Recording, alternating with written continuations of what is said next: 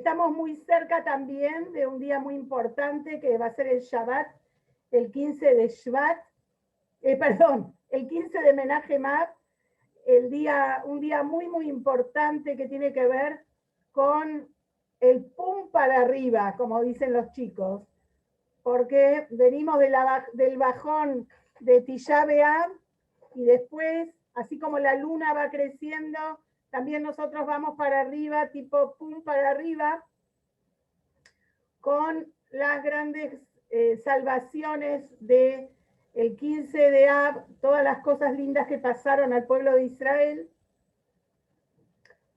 y que tienen que ver también con el hecho de que la luna está llena, completa, y el pueblo judío es comparado a la luna.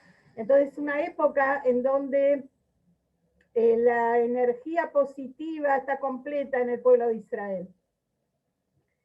Eso para tener un tema de calendario, pero nos vamos ahora a...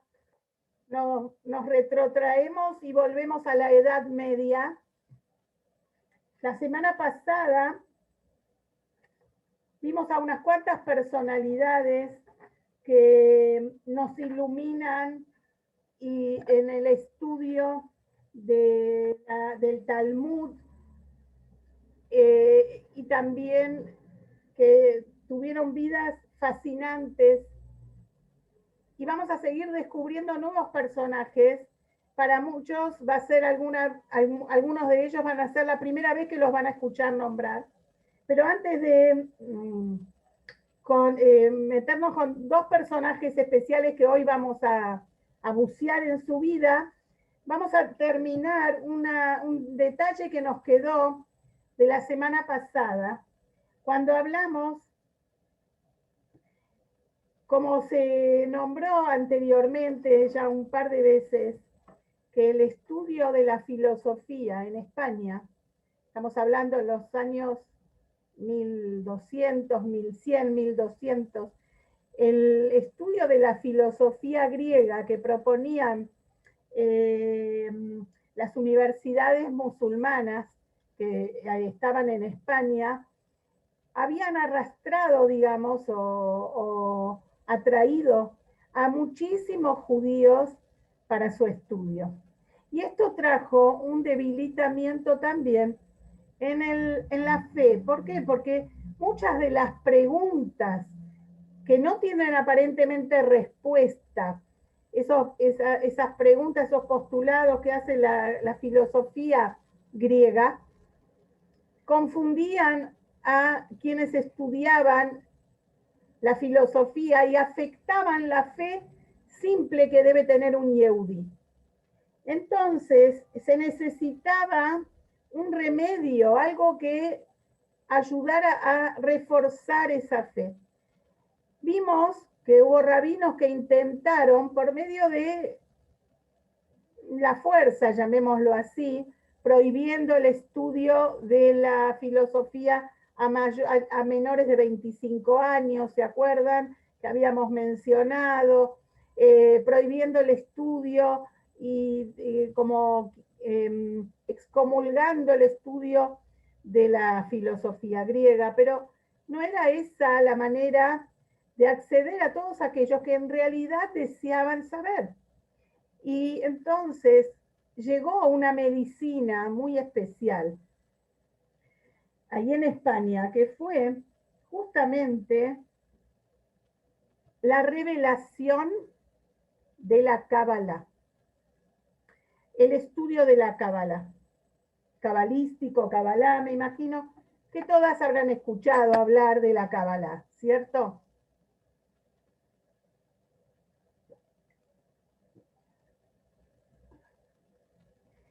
El estudio de la Cábala no es ninguna cosa sencilla ni tampoco es apta para cualquier estudiante, pero fue la solución que trajo una respuesta a estas personas que tenían esas dudas que les planteaba la filosofía en cuanto a la creación del mundo, a Dios, la relación de Dios con el mundo, etcétera, etcétera, que son todos temas que por supuesto incluye y están abarcados en la Kabbalah. la Kabbalah no era algo nuevo, no fue un descubrimiento de esa época. La Kabbalah es algo muy antiguo, es la parte, la recibió Moshe Rabbeinu en el Sinai, es la parte más profunda y más secreta, como mencionamos el otro día, de la Torá. Solo que siempre fue un, digamos, algo reservado a quien, a una élite, pero bien llamada élite, es decir, a muy pocos, porque había que estar muy preparado, con mucho conocimiento de Torá, primero de la Torá revelada, y después poder recién bucear en la Torá oculta. Entonces, por eso, grandes sabios de la Mishnah también eran cabalistas, pero no lo revelaban, no era solo de maestro a alumno, por eso se llama Kabbalah. Kabbalah significa recepción, era de maestro a alumno, no era algo popular que se difundía de manera popular en la, digamos, entre los Yehudim. Y esta, ¿cómo se llama la Kabbalah? Digamos, el nombre técnico dentro del judaísmo, ¿cómo se llamó? Estas personas que estudiaban Kabbalah se los llamaba Anshei Chochmat Anistar, los hombres de la sabiduría oculta, o como se los llamaba, digamos, en clave, Anshei Gen. Gen es el acróstico de Chochmat Anistar o Chochmat Nisteret, ¿sí? Chochmat Nisteret, que significa justamente la sabiduría oculta, como dijimos antes. Entonces, muchos, por ejemplo, comenzaron a estudiar el Sefer HaYetzirah, el libro de la creación, que es un libro de la Kabbalah. Pero por supuesto, esto no es accesible a cualquiera, y entonces tenía que ser justamente manejado de maestro a alumno. Pero la Kabbalah salvó en gran medida lo que estaba sucediendo en ese momento en España por la difusión de la filosofía griega. Digamos, esas mismas personas que se expusieron a las preguntas y dudas que les planteaba la filosofía, lograron contrarrestar y encontrar respuestas y conocimiento a sus dudas en el estudio de la Kabbalah. El Ramban, por ejemplo, el Nachmanides, fue un gran cabalista. Incluso él mismo recibió de su maestro esta enseñanza de la Kabbalah. También su alumno, el Rashba, Rabbi Shlomo Ben Aderet, que estudiamos sobre él, aprendimos sobre él la clase pasada, también fue un gran mecubal, también fue un gran cabalista. Y se pueden encontrar detalles de esto, tanto en las explicaciones del Ramban, como en cartas de el Rashba, de Rabbi Shlomo Ben Aderet. Pero también tenemos que saber que el estudio de la Kabbalah encierra también un peligro, porque aquella persona que no está preparada para esto puede caer en problemas muy serios. Por ejemplo, miren lo que pasó en esa época. Hay que estar, como dijimos antes, tenía que estar muy bien preparada la persona, con primero un conocimiento súper amplio de la Torá revelada y además una conducta de un nivel, una conducta espiritual de un nivel también muy elevado. En esa época surgió una persona, un judío llamado Abraham Abulafia, que se entusiasmó demasiado con el estudio del Sefer HaYetzirah. Y esto le produjo un trastorno, llamémoslo así, tan fuerte que se dirigió en un momento, tomó la decisión de viajar a Roma para encontrarse con el Papa, porque tenía que convertirlo al judaísmo. Menos mal que antes de que él llegue a Roma, el Papa falleció, porque si no, no sabemos qué lío hubiera provocado ese encuentro. Pero en su camino se dirigió a Sicilia, y ahí en Sicilia ya empezó a decir que él era un profeta. Después ya cambió y dijo que él era el Mashiach. Y con épocas tan difíciles como vivían los judíos en esa Europa tan terrible, muchos le creyeron y empezaron a seguirlo. Los judíos de Sicilia, que estaban tan preocupados, escribieron justamente a Rabbi Shlomo Ben Aderet pidiéndole guía y saber qué hacer con él. Y Rabbi Shlomo Ben Aderet les dijo que tuvieran mucho cuidado y que se fijaran de disuadir a la gente a seguir a este hombre. Y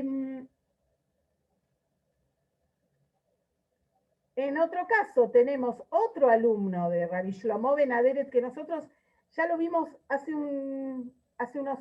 unas clases antes, lo habíamos nombrado, a Rabbeinu Behaye.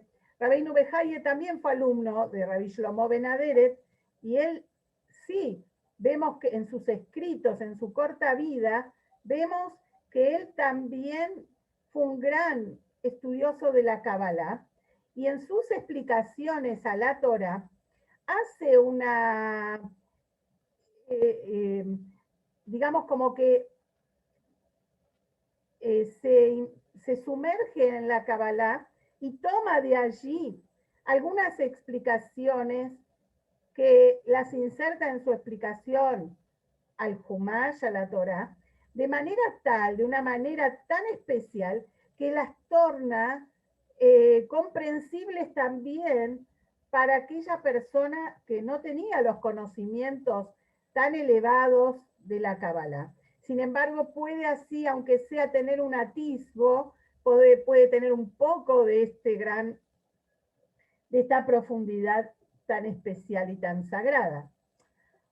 Pero sin embargo, digamos que la persona que más trascendió, podemos decir, que más influyó en el estudio de la Kabbalah en ese momento y sobre todo después, es alguien que quizás no sea tan conocido para la gente común, que se llamaba Rabbi Moshe Ben Shem Tov de León. Rabbi Moshe Ben Shem Tov de León vivió aproximadamente desde el año 1240 al 1305. ¿Y qué hizo de especial Rabbi Moshe Ben Shem Tov? Fue uno de los grandes estudiosos de la Kabbalah y justamente se dedicó a compilar muchos escritos de los grandes cabalistas de todas las épocas.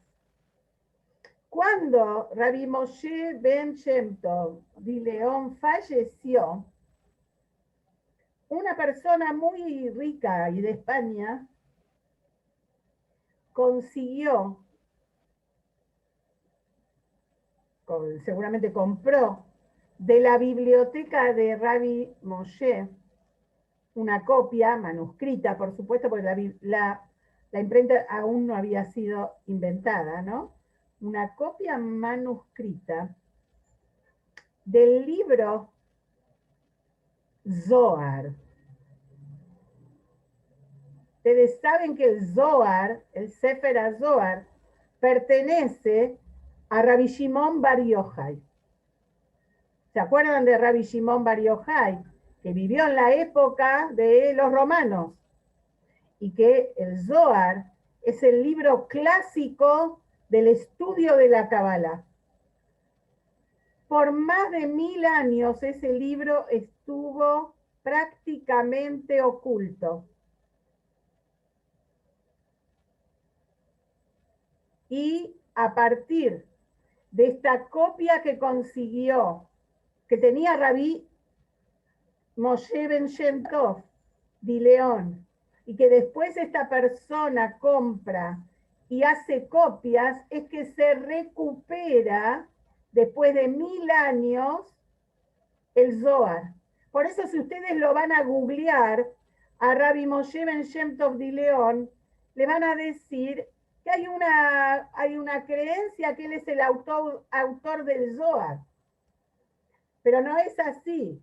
Él consiguió seguramente esta copia y la tenía con él.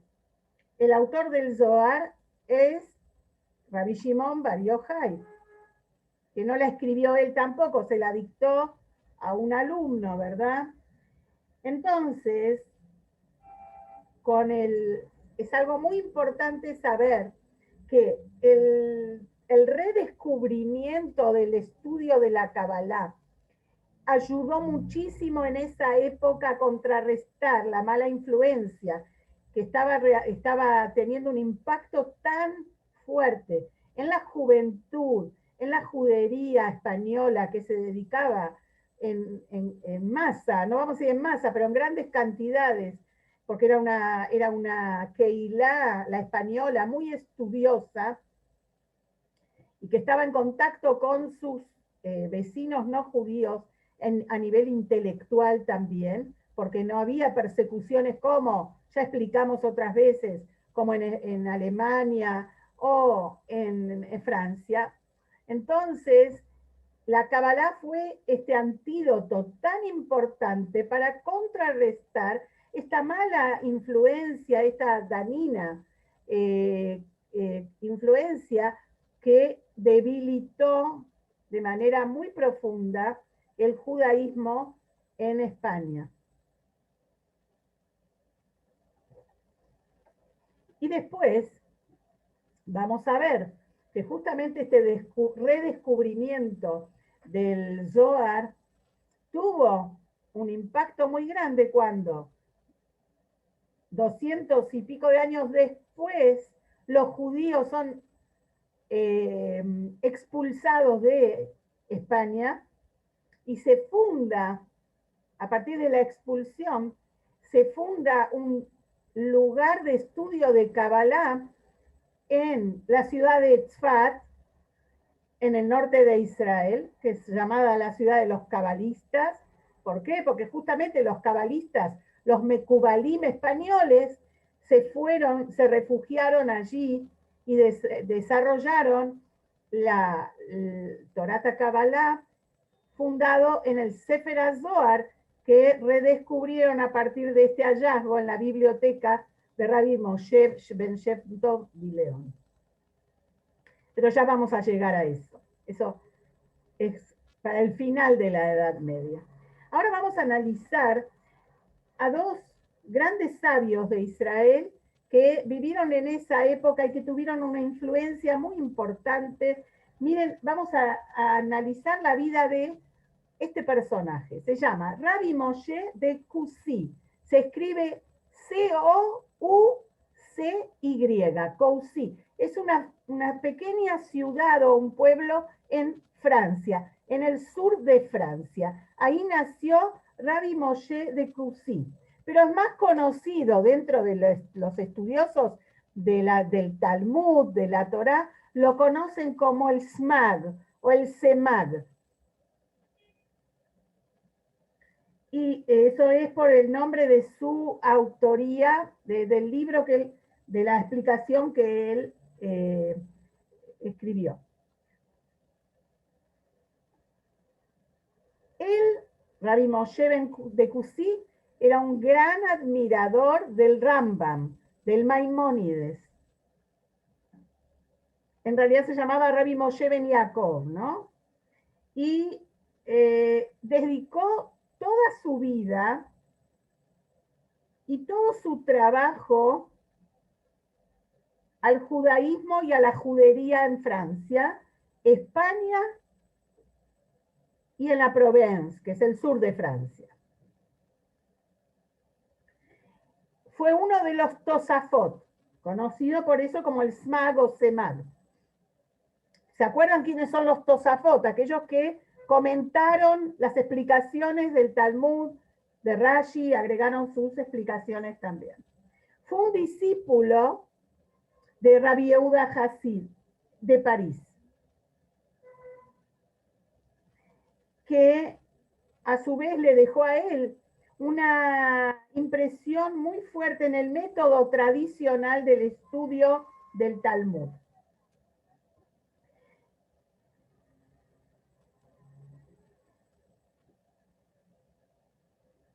Por eso,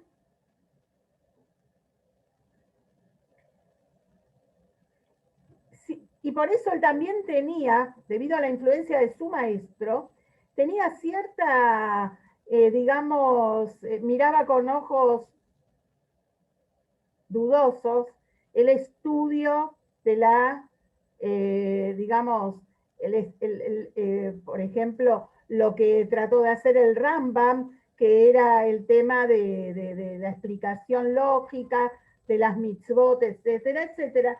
Pero vamos a ver que debido a que él también recibió tanto de las yeshivot en el sur de Francia, entonces lo llevó a admirar justamente el trabajo del Rambam.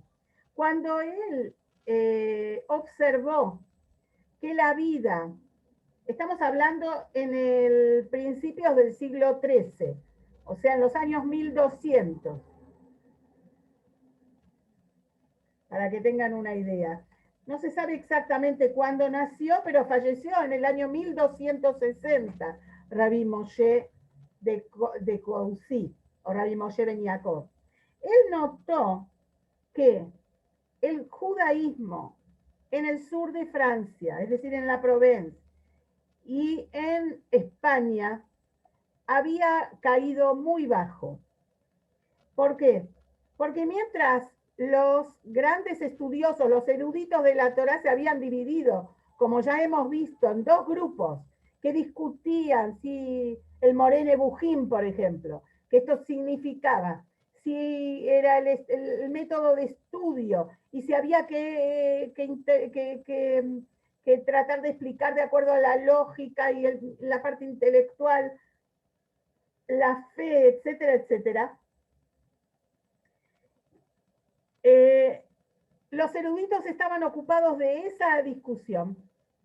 Sin embargo, la gente simple había caído de manera profunda en el desconocimiento y en la práctica del judaísmo. Como vivían en una sociedad que no los rechazaba, que les permitía el intercambio de estudio, los recibía de manera, como diríamos hoy, democrática. Entonces esto trajo mucha asimilación, incluso matrimonios mixtos. Entonces,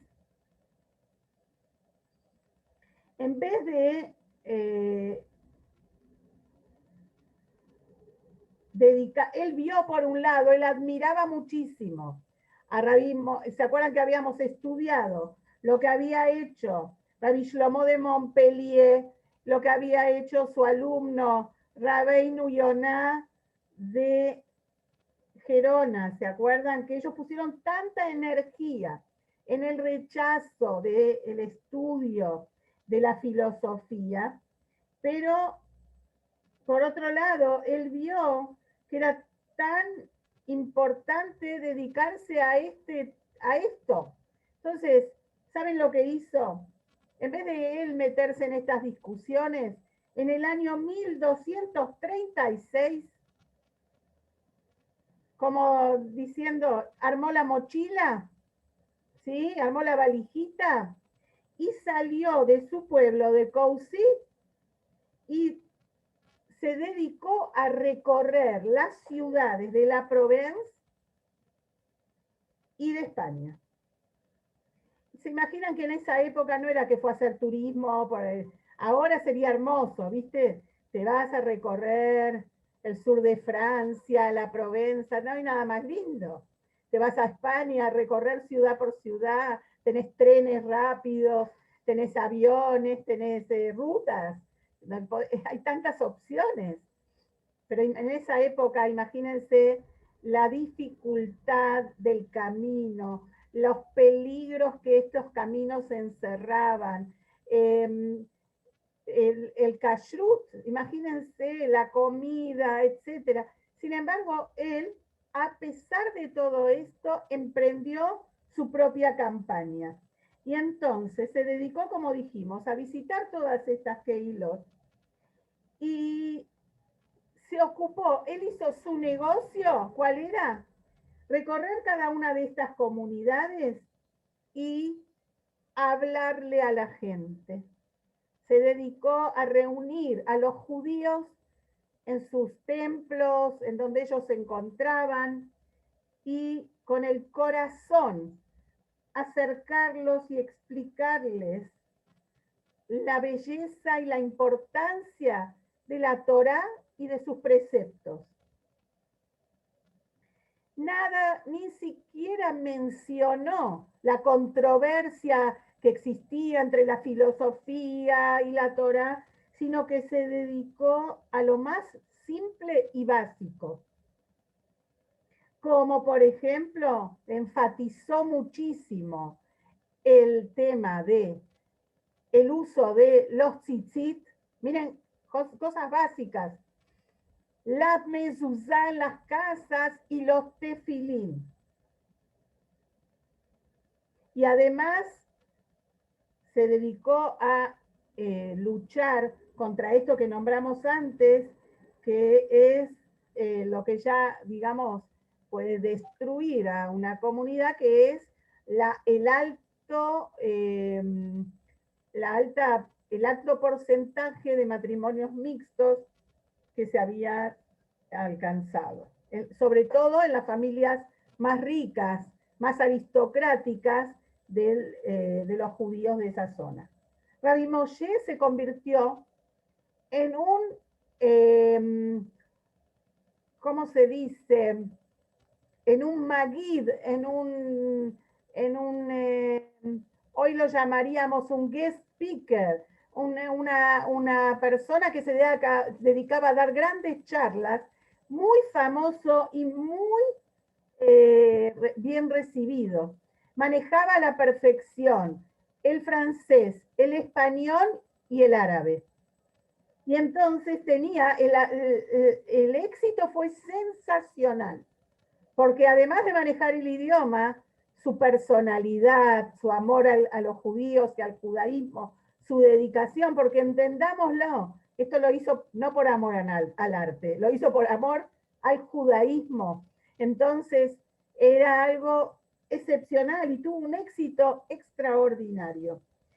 No solo porque él entendió que los judíos no es que habían abandonado el judaísmo porque estaban desilusionados o porque no lo querían, simplemente por ignorancia, simplemente porque no les habían enseñado o porque, bueno, circunstancias de la vida. No era apatía, sino que era el distanciamiento. Y él lo que se dedicó a hacer fue a acercarlos al judaísmo raigal. Y entonces dicen que de a miles los judíos retornaron a las fuentes, ¿sí? Comenzaron a usar el tzitzit, a colocar los tefilín, mezuzot en sus puertas, y nunca, no volvieron a sentir vergüenza de asumir su judaísmo frente a los vecinos no judíos. Y muchos de los contemporáneos de Rabbi Moshe lo compararon con una campaña parecida. Nosotros hoy lo compararíamos con el Rebbe, ¿no? Pero los contemporáneos de él, que todavía no estaba el Rebbe, los contemporáneos de él lo compararon con una campaña similar que ocurrió cuando los judíos volvieron a Israel en el año, 70 años después de la destrucción del primer templo, del primer Beit HaMikdash. Cuando los judíos retornaron a Israel desde Babilonia, estaban también en un nivel espiritual muy bajo, habían contraído también matrimonios mixtos, y habían abandonado las mitzvot, el Shabbat, etcétera, etcétera.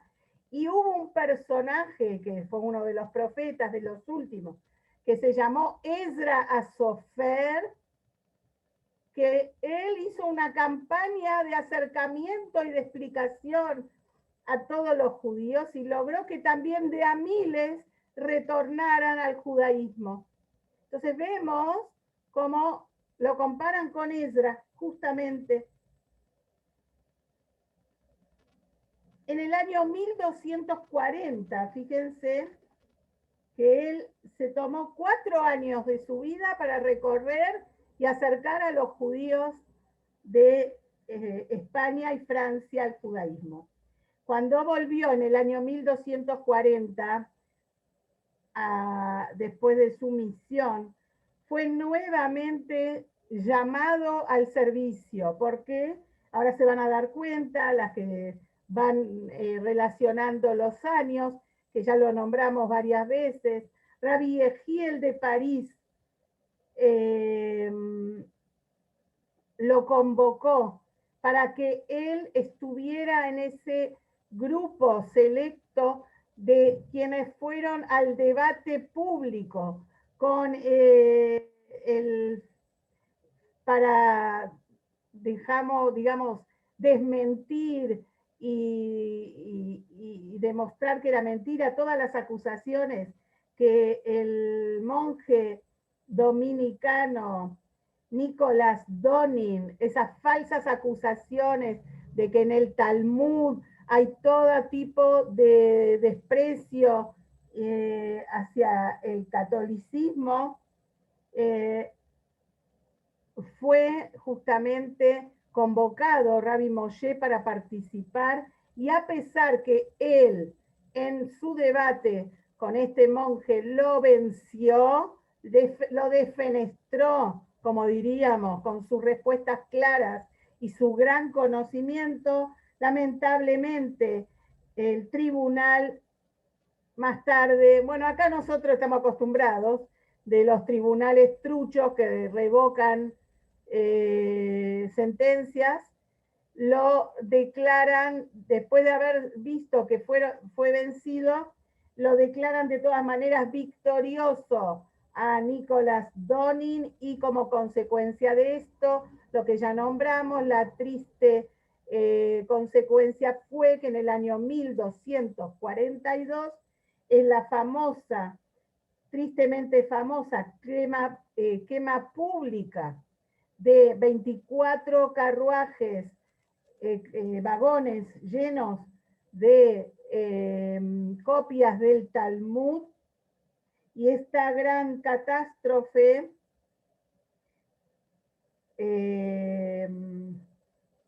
bueno, imagínense, lo hizo retornar a Rabbi Moshe de Coucy, volvió a su pequeño pueblo y ahí se dedicó a escribir pequeños comentarios del Talmud que él ya sabía de memoria, que recordaba y sabía de memoria. Y en el año 1250 termina una compilación que es llamada Sefer Mitzvot Gadol, y por eso él es conocido como el SMAD, Sefer Mitzvot Gadol, las 3 letras iniciales. Y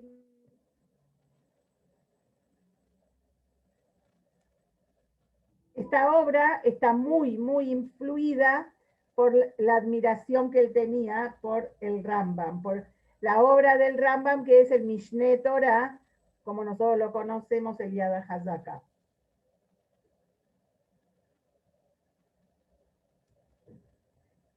Bueno, también escribió otros trabajos sobre el Talmud y falleció, como dijimos, Rabbi Moshe ben Yaakov de Coucy falleció en el año 1260. No sé si tenemos tiempo para otro de los sabios. ¿Tenemos tiempo? Unos minutos más. Vamos.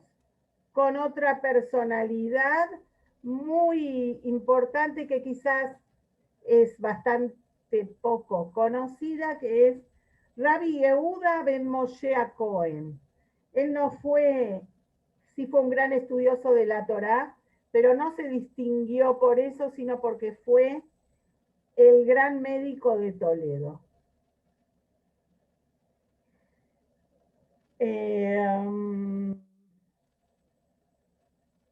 Rabbi Moshe Cohen, Rabbi Yehuda ben Moshe Cohen, era el médico personal del rey Alfonso X de Castilla, una de las primeras provincias españolas que fue recapturada de los moros. Este rey, Alfonso, mostró una simpatía especial hacia los judíos, incluso antes de ascender al trono. Él ascendió al trono en el año 1252. Y por los muchos años que reinó para esa época, nada que ver con la reina de Inglaterra, que ya va con muchos años más, reinó hasta el 1284.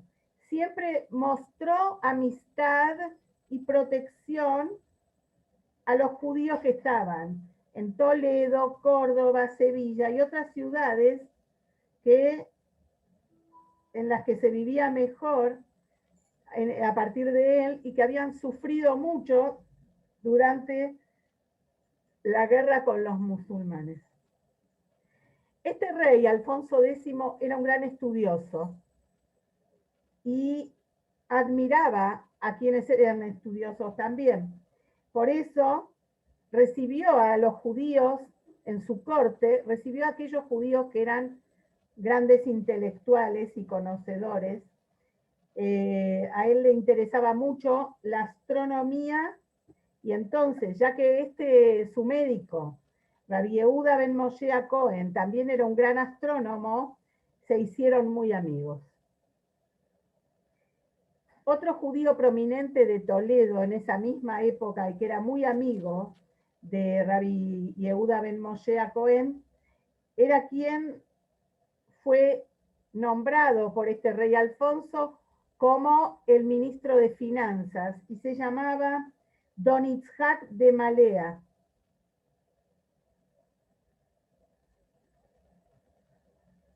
De todas maneras, nada es color rosa, porque todos los reyes de España estaban, como todos los otros reinados que estaban bajo digamos, la fuerza del cristianismo, entonces también tenían influencia de los clérigos, llamémoslo así, que eran fanáticos y sobre todo grandes antisemitas. Pero él, sabiendo del gran servicio que los judíos en general le daban a su país y aquellos que él tenía en la corte en particular, siempre trató de no prestar tanta atención a las acusaciones y provocaciones de la iglesia, llamémoslo así, ¿no? Y a diferencia de las restricciones y persecuciones que sufrían los judíos de otras zonas, los judíos de Castilla tenían cierta libertad y también no eran perseguidos para convertirse.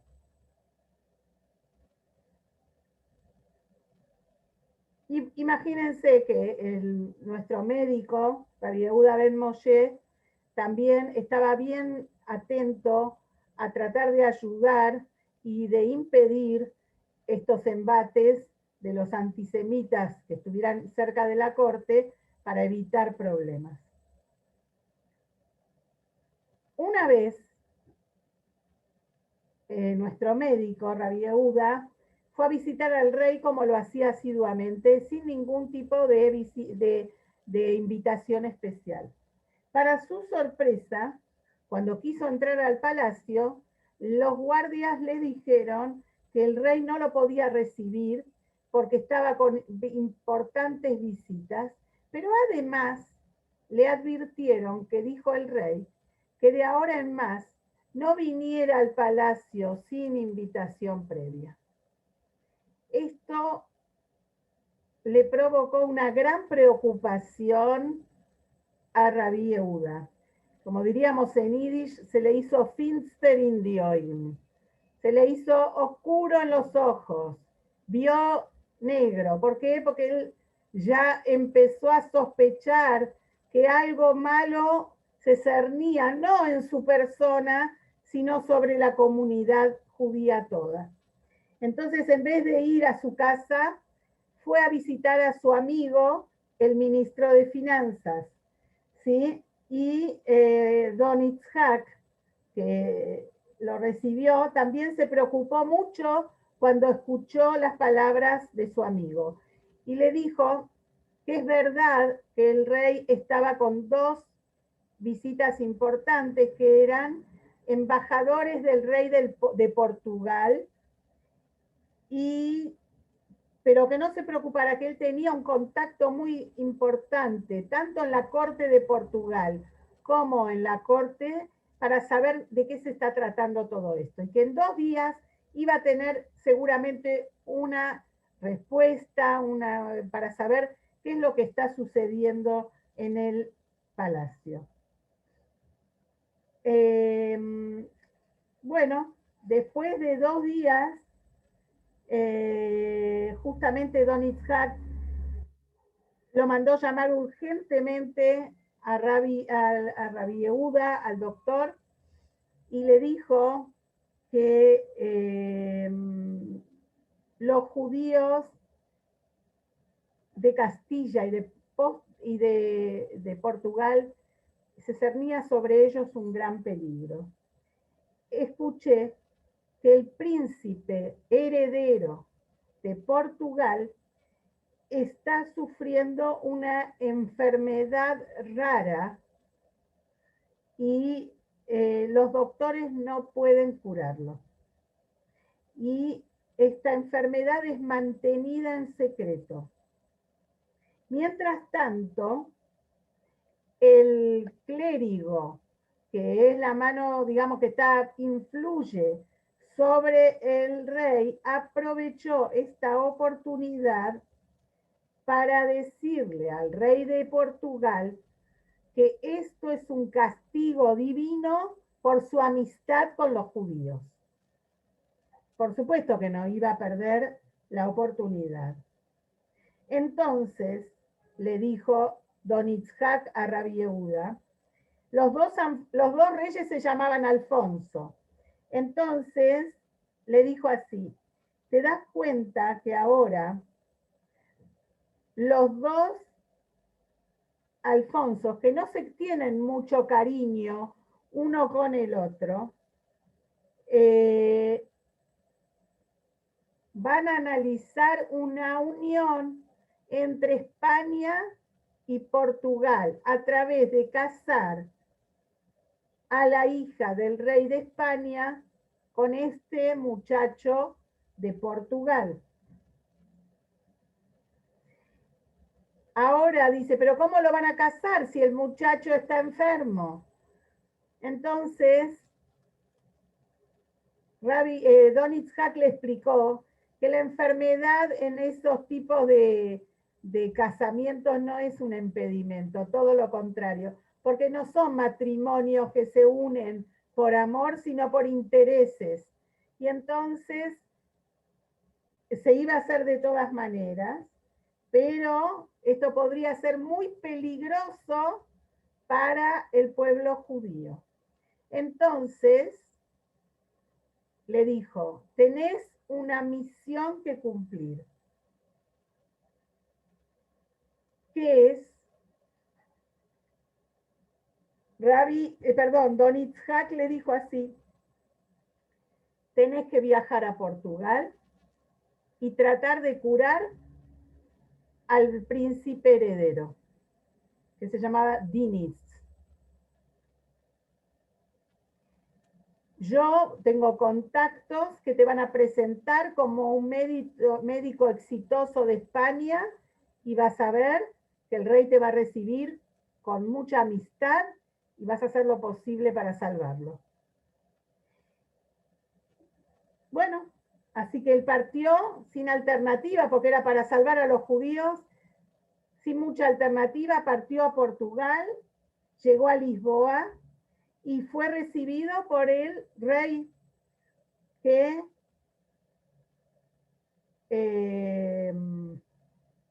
lo recibió, lo invitó al palacio, le dijo que si va a salvar a su hijo, le va a dar muchísimo, todo lo que su corazón le pida, se lo va a dar.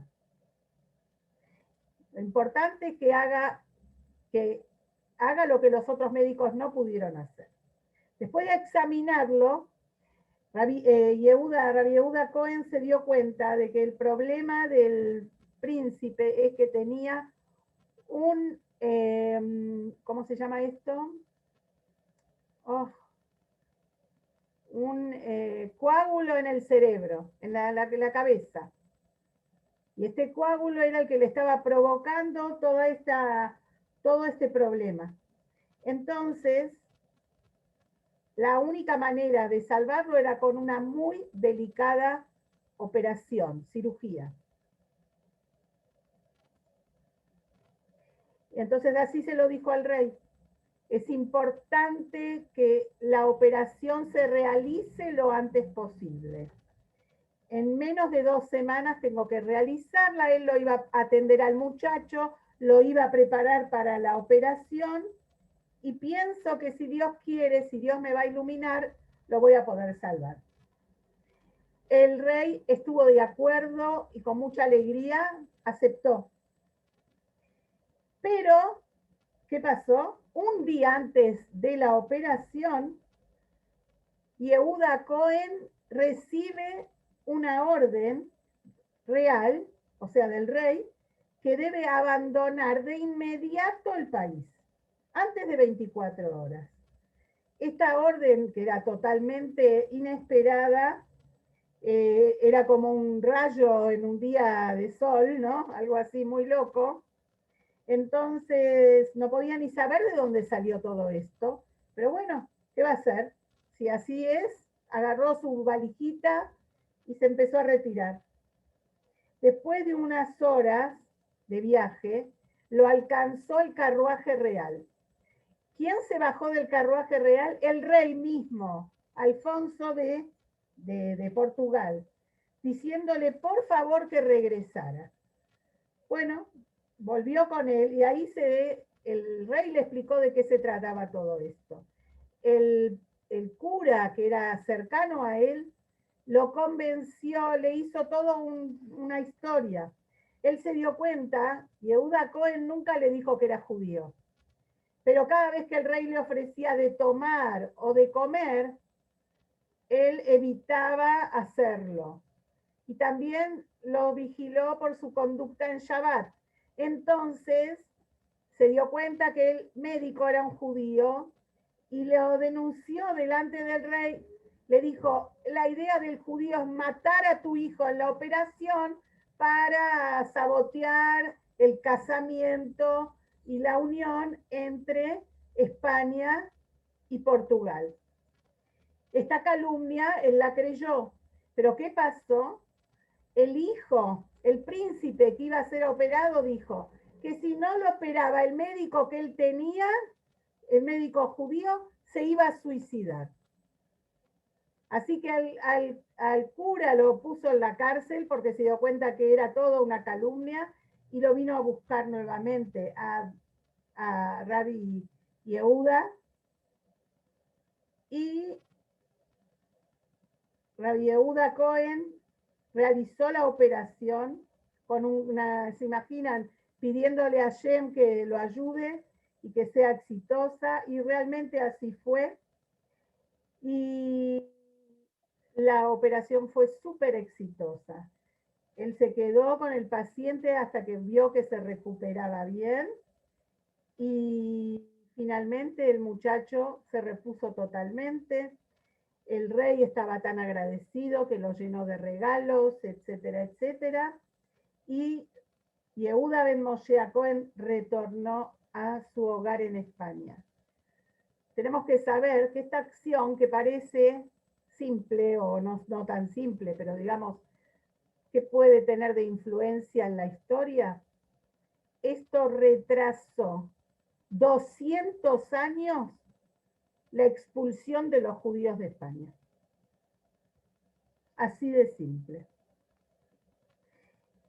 Bueno, vamos a dejar acá, que tengan todas un Shabbat Shalom Umeboraj, todo lo mejor, todas las bendiciones. Mashiach. Gracias igualmente. Gracias. Este 15 de Av, con alegría, este Shabbat, una alegría aumentada al Shabbat. Amén.